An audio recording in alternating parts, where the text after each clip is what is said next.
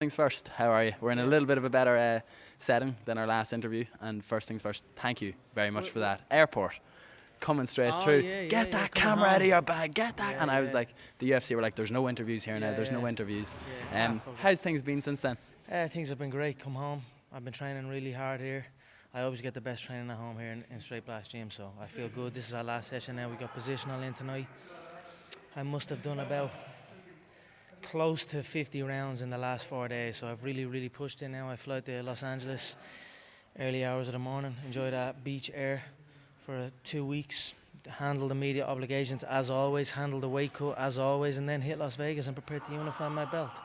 When I found out you were going to Las Vegas, I instantly thought back to the interviews or to LA. You've spoke about it before. It's like you're obsessed with the ocean, movement and the ocean. You love being there. You love the air. What is it exactly? I don't know. I've been fascinated about air a lot lately. Air and the canvas. I know that there's it plays a big part. You know, you spend a long time in Las Vegas. You know that air is dry out there. There's not many animals sustaining life out there. There's reptiles, and that's the type of animals that survive out that way. So.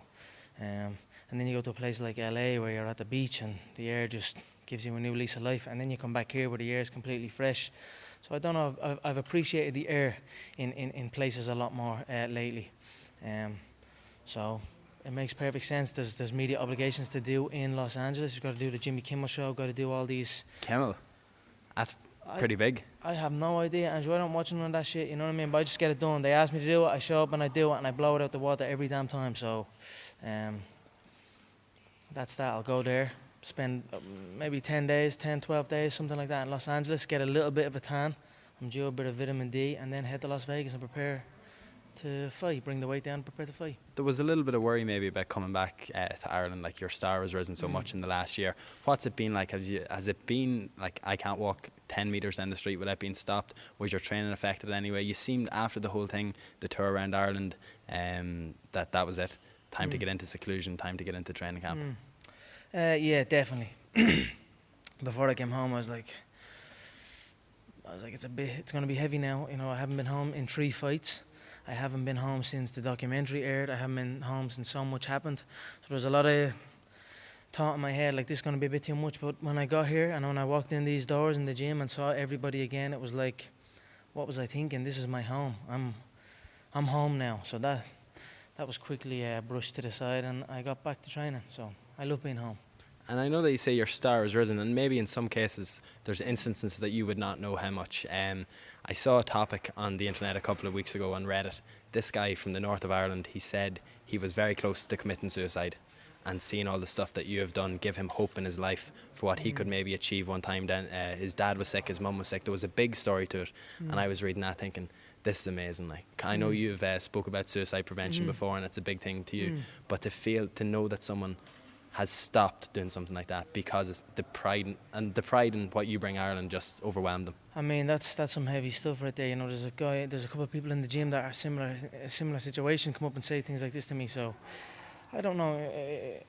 That's heavy for me as well. You know, I mean, I'm just trying to live my life, trying to train and trying to just be who I am, and not trying to think of things like that. But if what I do and what I'm doing for the country and what I'm doing for people, if that motivates them to go and succeed in their life, then I'm very proud of that. But I try and focus on the people around me and keep my eye on the prize.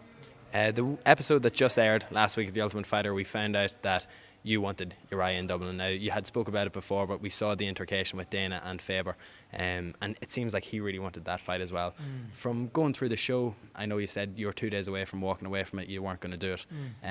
Looking at it now that it's all finished, something you enjoyed, something that was okay? I mean, 2 days before it, I had enough. I was out here, I'm coming home now. This fucking Vegas desert air, I've had enough of it. 4 months in that desert air is very intense on the body for someone like me, for someone like us who come from where we come from. I think people underestimate the air and what we have over here. It's only when you travel to a place like Las Vegas or places abroad that you really can appreciate home. So that's what I was feeling. I was missing home. I'd done what I said I would do. I'd conquered adversity. I'd brought the numbers. I'd done my job. So it was time to go home. But they wanted me to do the Ultimate Fighter. and I got it done. Artem was in there, so I wanted to get it done for Artem and help him succeed in there. And overall, looking back, it was a phenomenal experience. I'm grateful for the experience. That's what I told myself over there. This is a once-in-a-lifetime opportunity, so I took it with both hands. I approached it with a positive mindset, and positive things happened, and the show turned out to be phenomenal. A lot of fun. Keep watching. The results are phenomenal also for myself and my team.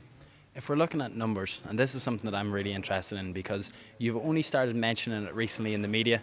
I control the numbers, I'm interested in the numbers, but go back to your first and second fight. You're asking us, do you know what they did on BT Sport or Setanta Sport, and the first fight that was shown on 3? It seems like it's something that you've been interested in and worried, or not worried, but it benefits you to know about them. Keep your,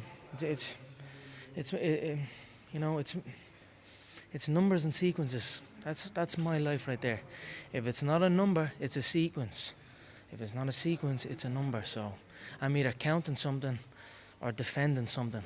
You know what I mean? So that's it. That's just my life, and it has been that way for a long time. I am fascinated by the numbers, and I'm fascinated by the sequences. Yeah, a couple of quick things about this fight though. Obviously the pull out with Aldo before. I know you're a man that doesn't get emotionally invested in another body type. Is he going to make it? We'll see. I'll be there. I have made it. I have put myself through an intense training camp. I'm going to go and enjoy that beach weather, get that vitamin D, and make it the fight night. Who cares if he's there or not? I'll be there. I hope he's there, but I don't know. I think Irish fans might be a little bit annoyed with where the UFC always put your fights. Last year we had it just after Christmas. This time we had it in the middle of the summer. Now we have it 2 weeks before Christmas. And even now it looks like there's going to be a record amount of Irish people coming over for it. Yeah, I'm forever grateful for the people coming out supporting me. I said it to them, I was a little bit too early. I only just fought in July. I only just saved everybody's ass by showing up for that fight in July. I could have easily walked and cost the company 20 million in production, 7 million in gate, 40 million in pay-per-view. I could have cost them a lot. And then people that travelled and saved their money, I could have just not showed up there, but I didn't. I showed up, I fought, I blew it out the water, and then they booked me again for December. Initially I said it's a little bit too soon, not for me particularly, because I'll go every week. If you cut out all the bullshit, if you cut out all the media obligation, I'd show up and go through the whole roster inside 4 months. I'd whoop every single one of them inside that roster inside 4 months. If you cut out all the other shit, if you just let me show up on weigh-in day and show up on fight night and fight. But there's a lot more to it. But I said to them it was a little bit too early for Aldo because his ribs and his body, and I just thought he's going to rush into camp again and it could hamper it and he could pull out injured once again. But we are getting close now. All signs point that he will show up. I hope he does. Let's see. Would you believe the credit union said the same thing to me? Well, this is a little soon for you coming back for another loan. Vegas 3 months after the other. Yeah. I mean, we got it though. It's all right. Yeah, they're sound. They're cool. That's good. That's good. I mean, it's been a crazy couple of years, and this year has been phenomenal for me, for the Irish, for Irish fighting in general. So I'm gonna bring it home with a bang. Okay, genuinely 2 things before we go. Croke Park next year. Dana's even talking about it. It really seems like it's actually going to happen. For you, each fight has been a milestone and a pinnacle. Let's say Croke Park happens next year. You sell it out, 80-something thousand people there. Then what? Again? The week after? You know, I'll believe in Croke Park when I see it. Yeah. I feel what I done in Las Vegas in July and what the Irish people done. We brought $200 million in revenue over to that city in July. It helped seal the deal on the new MGM deal for the UFC. So I'll believe Croke Park when I see it. I know they say it and say this and say that, but I feel I might have been locked into MGM for a while. Yeah. I feel the MGM wanted me every time because of what we bring. So I'll believe Croke Park when I see it. This is probably the most interesting that I've been interviewing you. There's something different about you. It seems like you're ready to go tomorrow. It's like this is the culmination of all the years of work, all of the cold nights. Is this going to happen? Getting up at 6 o'clock in the morning. Even if it's just looking at the other guys in the gym here, this is proof. If you follow your dreams, if you go by your passion, it will reward you. Yeah, 100%. I'm hungry right now. I'm prepared to kill this man and unify the belts, and then what will they have to say? We'll see what they have to say after Jose falls. Jose's the #1 pound. You still have to fight the Aikido black belt. Yeah, whatever. I mean, I don't care about any of that shit. We'll see what they have to say when Jose crumbles inside 1. Lovely. Things first, how are you? We're in a little bit of a better setting than our last interview. And first things first, thank you very much for that. Airport, coming straight through. Get that camera out of your bag, get that. And I was like, the UFC were like, there's no interviews here now, there's no interviews.